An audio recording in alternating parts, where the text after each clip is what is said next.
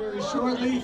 We got a quick change over here on the stage, so enjoy the Backpage. We are so grateful to be doing this event here tonight. Take care of your staff. They're working hard to make you feel the way you want to feel. Enjoy yourselves, and we'll be back with some more music in just a few minutes.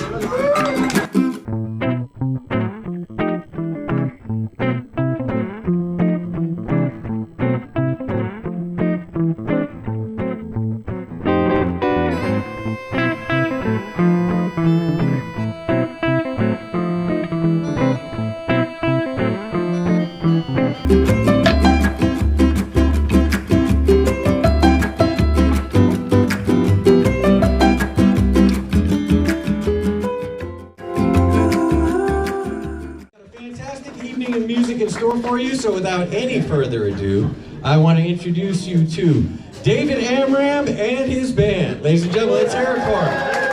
Thank you.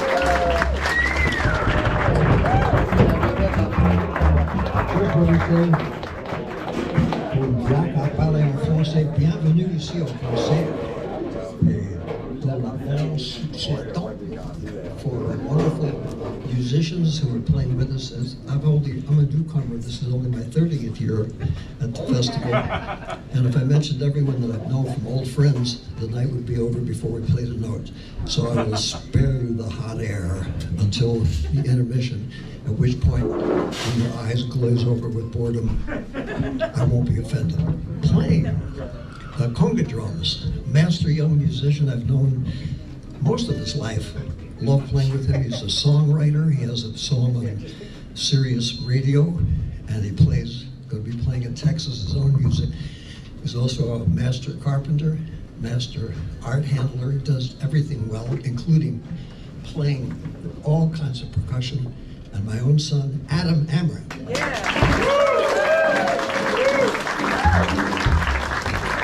Playing the drums, he's been at Lowell Celebrates Kerouac so many times. He's about to become an honorary citizen. I've known him since he was in high school, which was a few weeks ago.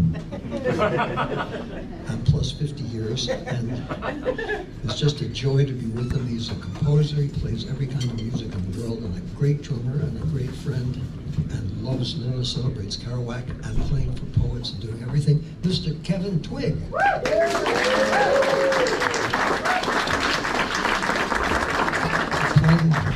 Bass violin. You'll notice he doesn't have frets on his bass, so he has to put his finger down at the right time in the right place to get all those right notes. Master musician that travels all over the world. We're just lucky he can come up to Lowell Celebrates Kerouac again. And a treat to play with Mr. Rene Hart.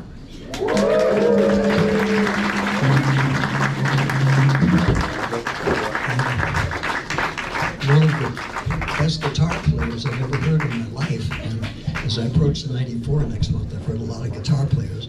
You all probably recognize him from playing electric bass with Sonny Rollins for all those years, but he's also one of the great guitar players. And are we lucky he's free tonight to come with us. The master, Mr. Jerome Harris. Yes, sir.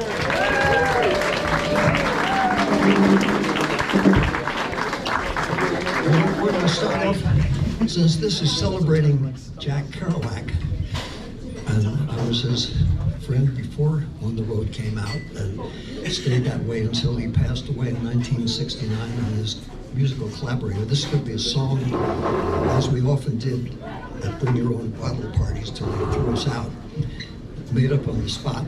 So if any of you are recording this, please call me up and send it to me. Maybe there'll be a good line we can use. And this will be Lowell Blues for all of yous.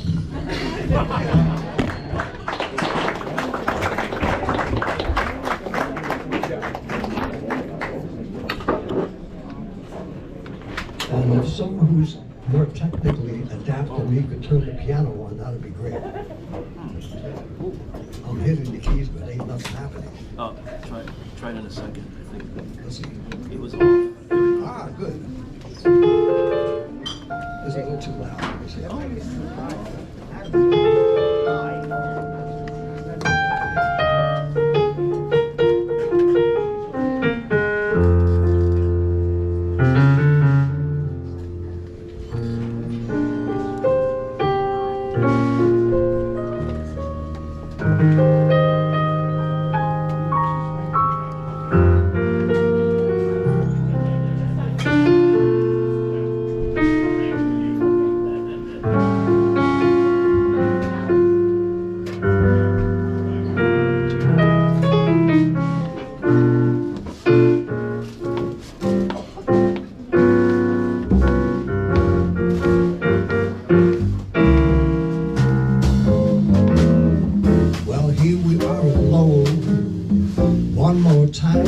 to celebrate Jack Kerouac with you. You might have said I've never heard this song before, and I'll sure be glad when it is through.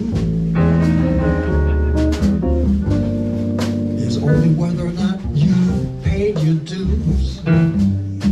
This song is especially for the anniversary of Lowell, for all of yous. We're going to hear every band play a solo with the 12-bar blues. When they're done, before the sun rises over the Merrimack River and blesses us all with its beautiful vibes, today we're just so happy we can be here and finally play. When I first came to Lowell back in 1994, Jack was gone. But he spoke so much of Lowell, I knew what was right and wrong. Nobody here put on airs or acted superior in any way. Once I visited like everyone else, I wanted to stay. We're going to hear something, and it won't be embarrassed any of you when you hear the great solo from Jerome Harris.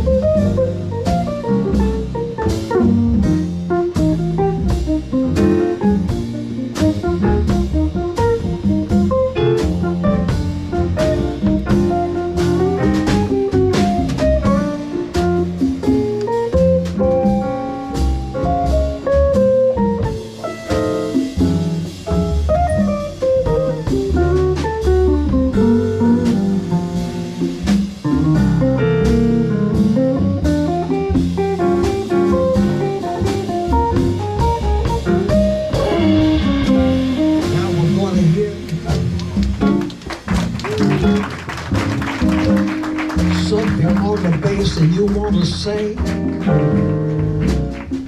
wish I could study music with someone like Rene.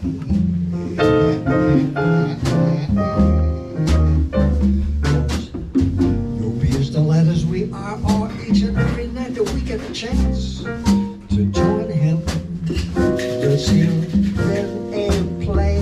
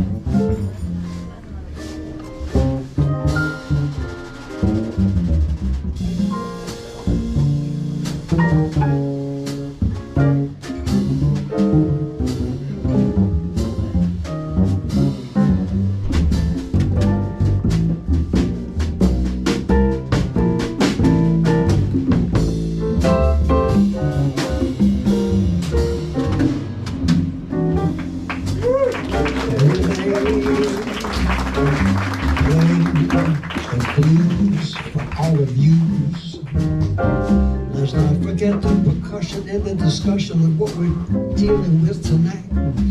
Because when Jack used to go down the Moody Street, to his delight, here, everyone from the great drummers of yesteryear to the drummers of today play 4 bars apiece as the cooler and the climber play.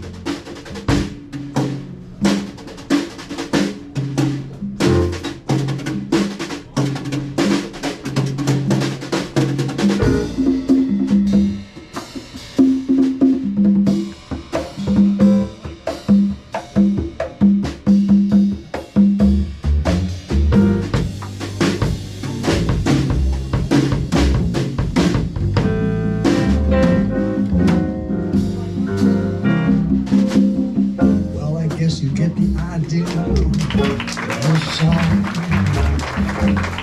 At least this song wasn't too long. We've been known to go on for hours doing that type of thing. As Duke Ellington said so divinely, they don't mean a thing if it ain't got that swing. All we want to do is play a little 12-bar blues for all of you. So this song is for everybody who's here tonight. After 30 years, we finally seem to have gotten it right. We played in a place where they had a sound system and they were used to having music played. It doesn't make any difference because every time you do something in the temple, the bar stops where you're supposed to have made. So I want to thank all of you for being here. Let's spell out the Lowell. Add the cheer, everyone now. L-O-W-E-L-L spells Lowell.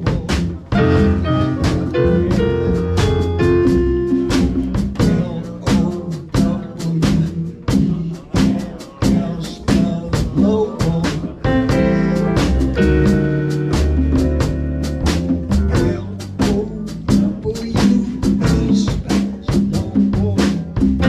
That's the song, the blues for all of you. And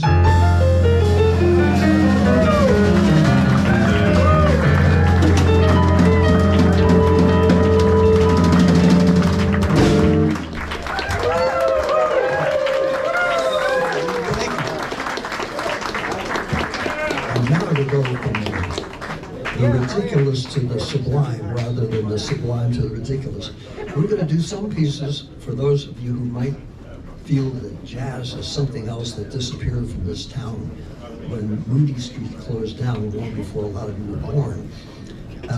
Jazz is extraordinary, ever-changing music, just as life is ever-changing. And the wonderful thing is the attitude and the spirit of appreciating all musics, all people, all things of beauty is something that is ancient in all of us and more or less forgotten about and kind of discarded in a consumer culture where people think that if you appreciate jazz, you can't enjoy anything else. And actually, jazz is a passport to appreciating everything in life, not only including the extraordinary, ever-changing music, which is called jazz, which is just about everything you can imagine, but all the other events and forms of art that it touches, like the wonderful paintings that are up on the wall. When we played at the old wonderful place called the Five Spot in 1957, and Jack used to recite poetry before we did it formally. Painters always had their stuff on the wall: singers, dancers, ballet dancers, bartenders, waitresses, carpenters, visionaries from New Jersey coming in, visitors from other countries, all appreciated one another and kind of supported each other in a free-floating community, very much the way Lowell still is today, of a world city. And this is one of the wonderful examples of how folklore in the hands of a jazz musician became something different. It's a song that we all know, but it was originally a folk song that was sung to, if I can get the cowbell out, I'll start it off. Sung to Sonny Rollins by his mom and pop, who came, as all of us did, except for the Native Americans from a different country, and showed the blessing of immigration in the last several hundred years. This is from the West Indies. And when I finally got to St. Thomas and played it, they said, that's a good tune. We played that long before Sonny ever made it into a jazz hit. This is our version of a great song. When I played with Charles Mingus in 1955, Sonny used to play this tune for all of us. And he's still alive and still creative and just still as wonderful as he was back then, 70 years ago. It's called St. Thomas. So we'll take a trip to St. Thomas from Lowell without the airfare, without frequent flyer miles, nothing, and take it from there.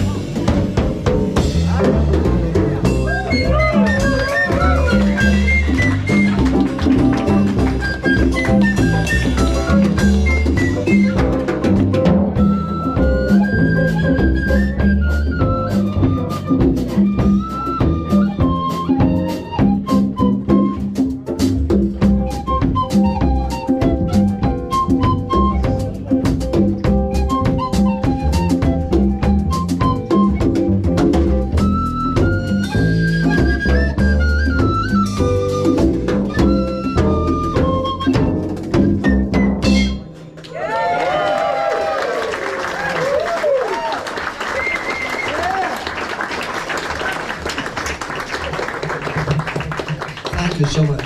We're going to play one that I wrote myself rather recently, back in 1964.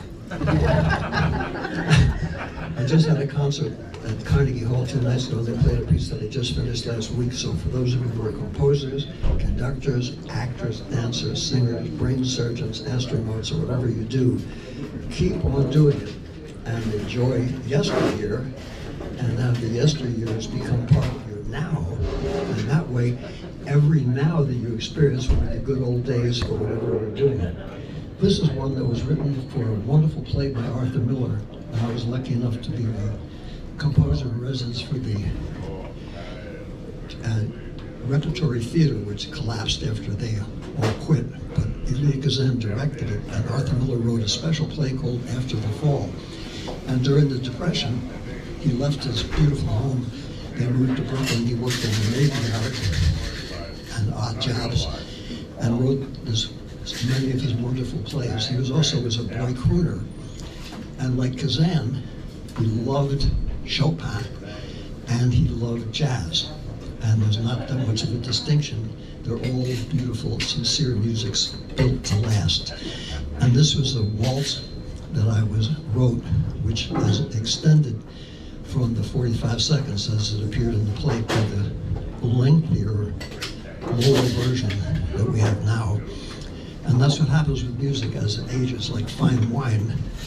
It either gets rotten or it gets better. Hopefully, this is a little of both, and it's the waltz from wonderful Arthur Miller's beautiful play, After the Fall.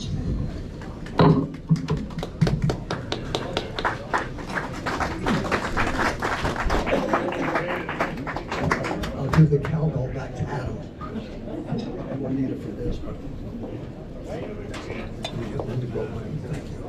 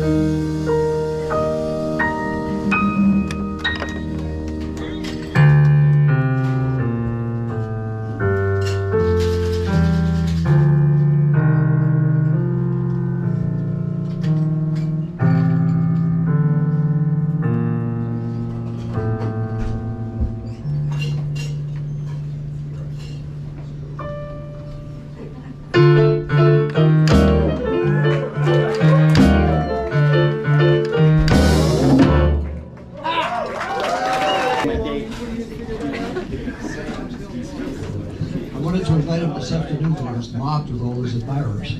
Jim, is he here? Jim? Is Shuttleworth here? Oh, Shuttleworth, yes. Where? Maybe he isn't. No. Do you want to read it? Jim, do you want to read it instead? He's not here. He's not here. But Bill's here. No, he's actually not here. Oh, he's... No, he's not. Unfortunately, Professor Shuttleworth is wiped out from his performance this afternoon, so... Jim, do you want to read it? Children of the American Bot Night? I'm sorry? Do you want to read that one instead? Okay, I'll tell you what. Yeah. Okay. Okay. Reading in place of Charles Shuttleworth, the nephew of Jack Kerouac, what could be more appropriate? Mr. Jim Sampras, also presenters. Nice, dude.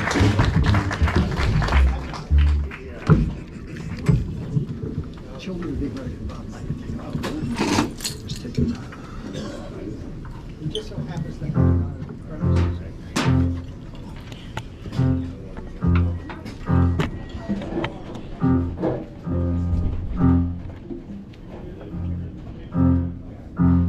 Once there was Louis Armstrong, blowing his beautiful top in the muds of New Orleans. Before him, mad musicians who had paraded on official days and broke up marches in ragtime. Then there was swing and Roy Eldridge, vigorous and virile, blasting the horn for everything it had. In waves of power and logic and subtlety, leaning to it with glittering eyes and a loving smile, and sending it out broadcast to the rock jazz world.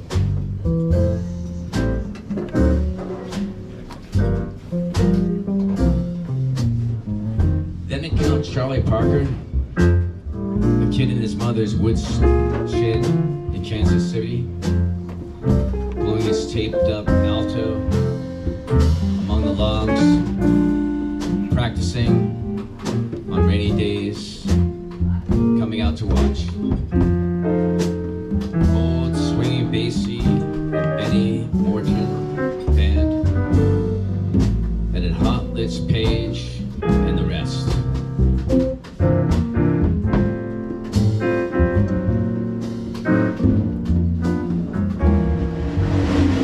Charlie came home and coming to Harlem, meeting a mad Thelonious Monk and Matter Gillespie, Charlie Parker in his early days, when he was flipped and walked around in circle while playing, somewhat younger than Lesser Young.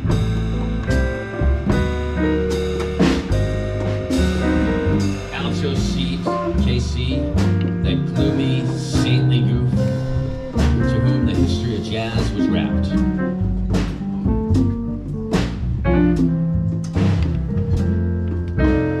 For when he held his horn and horizontal from his mouth, he blew the greatest. And as his hair grew longer, and he got lazier and stretched out,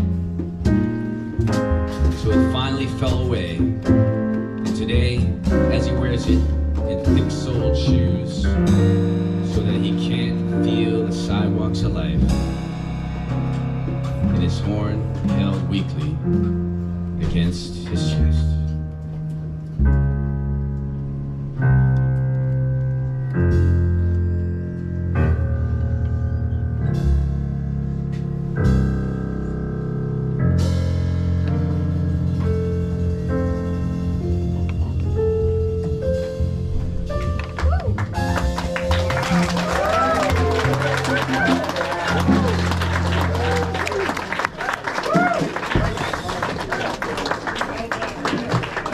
Jim Sampras reading Jack Kerouac. And now, subbing for the great Bill Walsh himself, reading the end of On the Road, one of the most beautiful things ever written.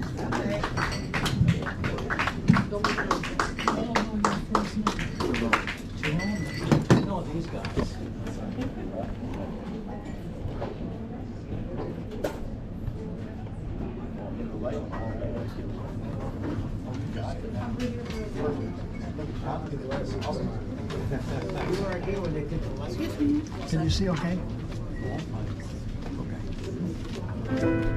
So in America, when the sun goes down, and I sit in the old broken down river pier, watching the long, long skies over New Jersey, and sense all that raw land that rolls in one unbelievable huge bulge over to the west coast, and all that road going, and all the people dreaming in the immensity of it.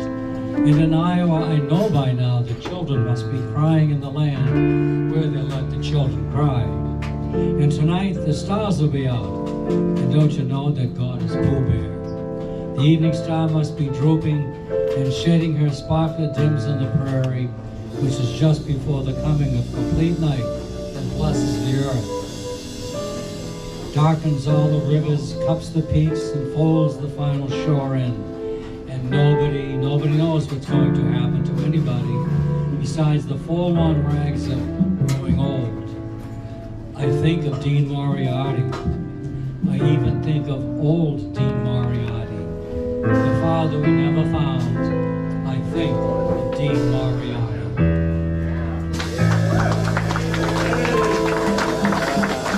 Thank you, David and Jerome and Kevin, Adam, Rene, for being here with us.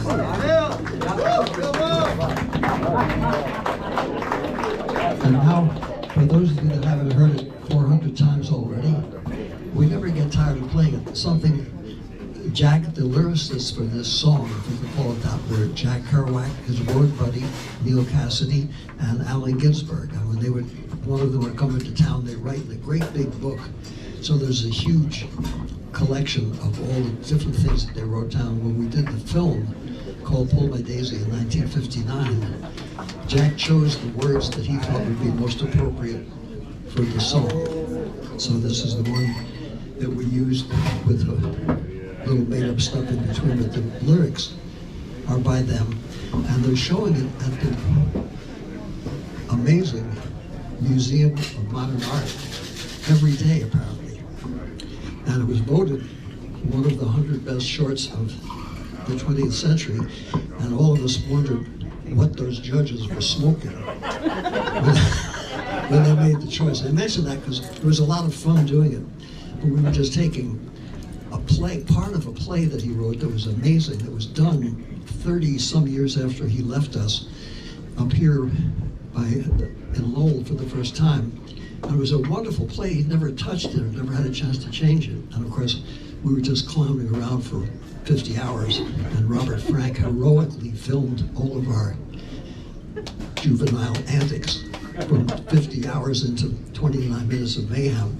Jack watched it, and from the wreckage of what he'd written, improvised a whole amazing narration that's so good that all the years I've watched it since then, and I hear his incredible free association. How is he ever going to get out of this?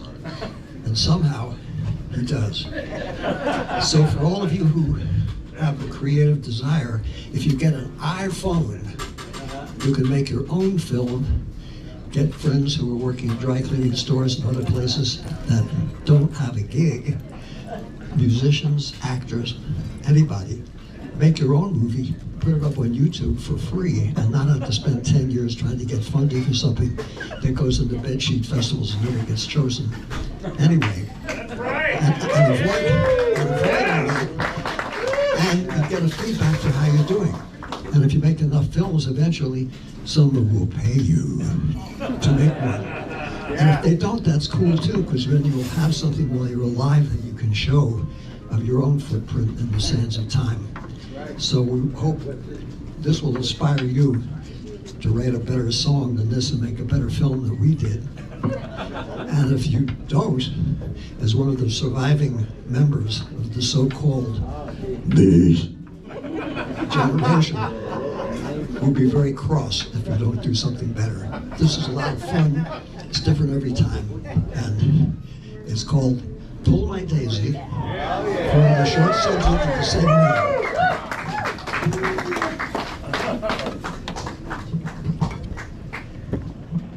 And if Jack Kerouac was here, he'd be like the New Orleans, the first to leave the battlefield and the last to leave the party, hanging out with all of you and sitting and playing the bongos. He was not an exclusive person, which made him misunderstood during his lifetime, but beloved by everyone who ever reads his books. He gets that spirit of egalitarianism, and Lowell is nothing but that.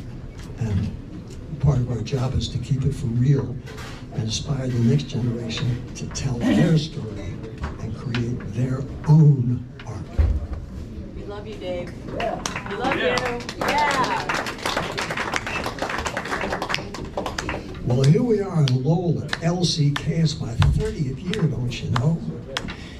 And it's certainly a place that all of us, once we've been here, want to go. We want to come back just to see old Jack and think of the spirit that made him so beautiful today, and know that those good feelings will never, never go away. Because written in stone in that memorial are the words that he wrote down for us to see, and all of us can admire his love and his home and his family and spontaneity. The fact that he went to church and cared for his mother and was patriotic as well made him go all kinds of torturous routes in the people that sell the idea of the literary establishment of the 1950s, don't you know? When everybody felt that that was certainly a place whence you had to go. And if you didn't have a fake English accent and a tweed coat with patches on the sleeve, you certainly were not in a position to play the game of literary make-believe. Jack was too real for that, and that's why his work has survived to this very day. And all the carping critics who hated his work have gone away. But his books remain for all of us to see, and Lowell is the place to be.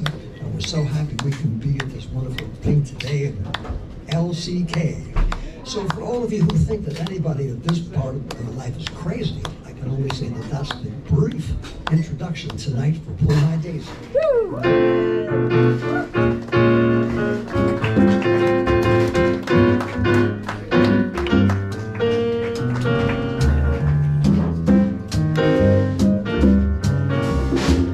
Pull my daisy to my cup, all my doors are open.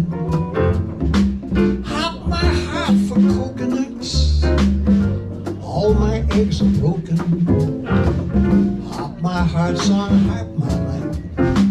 Servers hold me steady. Lift my angel heart my light. Lay it on the duty. Hop my heart's on hype my light. Servers hold me steady. Lift my angel heart my light. Lay it on. Neil and Alan and I wrote the song way back in 1959. We never thought in the year 2005 we'd be here with all of you in this wonderful place that is so fine, with acoustics like Lincoln Center used to be, only with the added spontaneity of Lowell's spirit filling the air and making us feel good everywhere. We hope that you enjoy it and you come back to LCK. Tell all your friends they can spend a better day. You'll believe there's nothing more I can say, because we're going to hear Jerome Harris play.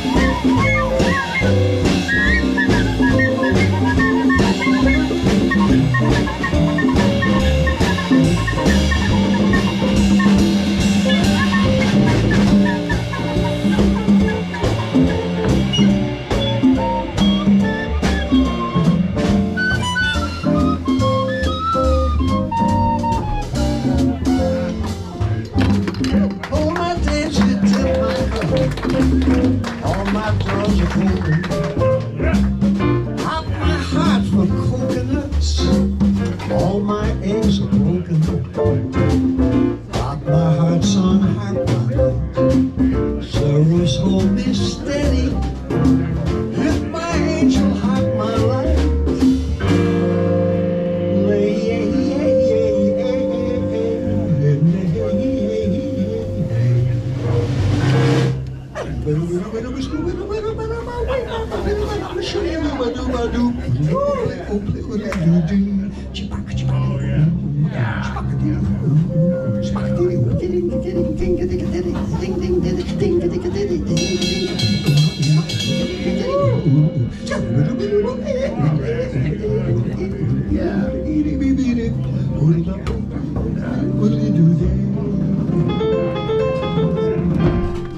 That's the way they used to scat sing, and what the ethno-funkologists call back in the day. And as you all know, since you're here at Lowell celebrates Kerouac tonight, Jack only spoke French at home since his father told him since he was going to go to school. You better learn a little English too, but only spoke French as we know as well. And his father Leo said, mon cher Jackie, si tu restes ici toute la vie au chômage, tu seras obligé comme ta mère à travailler toute la vie dans une factory. Which meant, man, if you're going to stay your whole life in town and you're never going to know what's going down in the outside world because you'll be spending all seconds of your precious life working for the man in a factory. Well, Jack had not only extraordinary accomplishments in the fields of literature, getting 80s in all of his books that he read, but also was a great halfback on the football team. Yeah. Enough was really sad. And he was offered a scholarship at Notre Dame, but fortunately he chose Columbia U instead. So after a year in Harris, man, he got accepted into Ivy-covered select top 5 college, Columbia U. And everybody in Lowell was so astonished that a French-Canadian cat like him could have that possibly something that he could do. Well, the 3rd week in practice, he broke his leg and he was too proud to beg, so he had to go out and get all kinds of funky day jobs. And he wrote Town in the City, which only sold a few copies and was unknown when I met him back in 1956, but enough of that said. Finally, in 3 weeks, not using reefer or alcohol, but only smoking countless cigarettes and drinking coffee, he wrote On the Road, which he had written 9 times earlier. If you know, when you go to the Lowell Connection in the library and see in those, all the copies of On the Road that he had that he threw away. So he had a book that was already written, like Mozart had it written in his head so he could type it out as fast as possible. Not slovenly in this, because he'd already written the book and knew what to say. Well, 7 years later, Sterling Lloyd, God bless him, took it to a publisher who decided to put it out. And the #1 critic, Orville Prescott, who despised the books and anything generically American, wasn't able to give it a bad shout because he was in Paris trying to see whether or not somebody was marrying his daughter for their money. And they sent the old 3rd stringer, Gilbert Milstein, in instead, figuring he'd give it a paragraph or 2 in order to get ahead. And instead he gave it the best ever in history review. And all of us were so proud that Jack finally got discovered, even though we didn't realize that would make a certain part of his life through. He remained the same cat, and even when Truman Capote said it wasn't writing, it was typing. And old Truman still sitting in his white coat in heaven, complaining and griping. Even though he was such a great writer himself. And Jack never had a bad word to say about any of his confreres at all, because he knew that that was certainly only the way to fall. But now, his triumph that he never saw in his lifetime has finally come to pass, because people are reading his books at last. So we can only say, God God bless LCK for keeping it that way. So I'll just tell you what to do.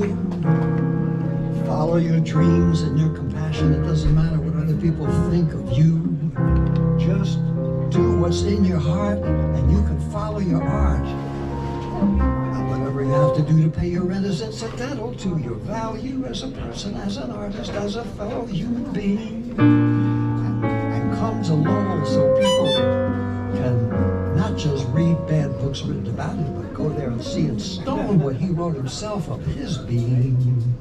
And you'll be cool.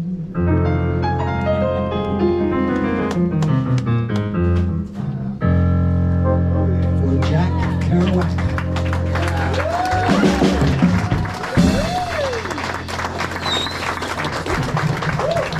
Thank you.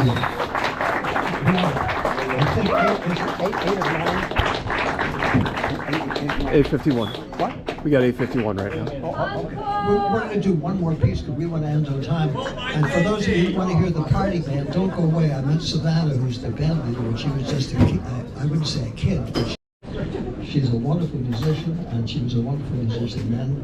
And it was such a thrill to see somebody from Lowell, and I was lucky enough to meet who was so good when she was just a kid, leading her own band of people from here. So for those of you who are from Lowell, support your artists, painters, poets, actors, anybody and everybody, and not make them live in a rat-infested, well, there aren't rat-infested dumps in New York anymore, they're all too expensive now. Have to go someplace else to be appreciated and then come back when they're too old to even appreciate themselves. And hopefully every town in the country will have a festival like this celebrating a person of distinction, not necessarily even in the arts, just to celebrate the history of every single beautiful place that we have in America. If you like Jack's books, he celebrated America and all the beauty, and he saw it through the eyes of someone who's a first generation. And since we're all immigrants anyway, well, we can learn to love our grandmother's cooking and appreciate ourselves, we'll be a lot happier.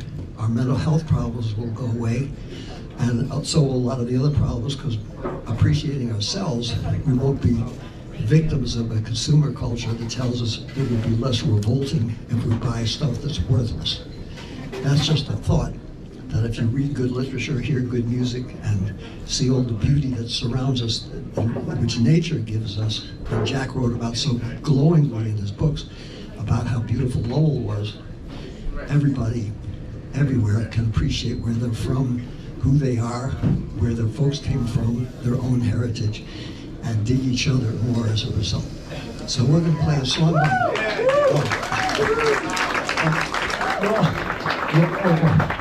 That's the end of a heavy philosophy, so our remaining 8 minutes, we're going to play something from the good old days when I met Charlie Parker in 1952.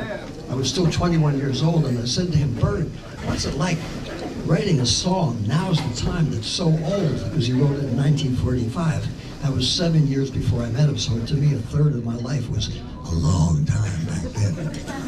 And he said, "Now's the time, because now was, is, and will always be the time, because now is the right time." Yeah.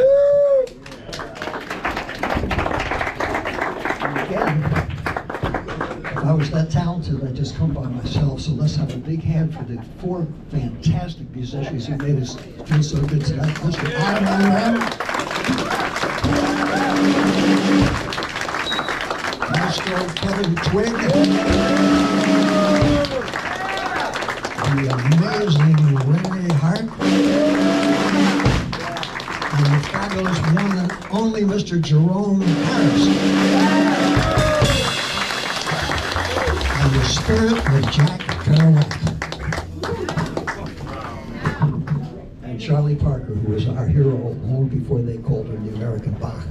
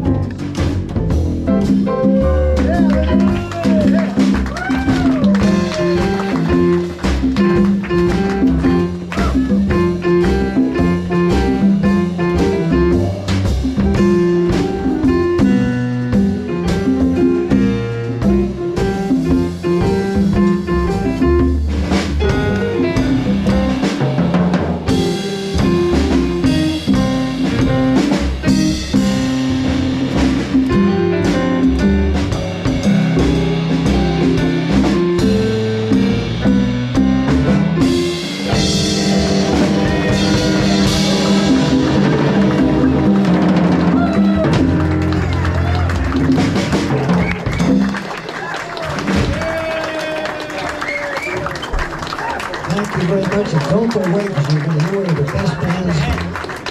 Party time played in a few minutes. Thank you all so much on behalf of Adam, Kevin, Rene, Jerome, and myself, and LCK at this wonderful place for jazz and classical music. And ladies and gentlemen, let's hear it one more time.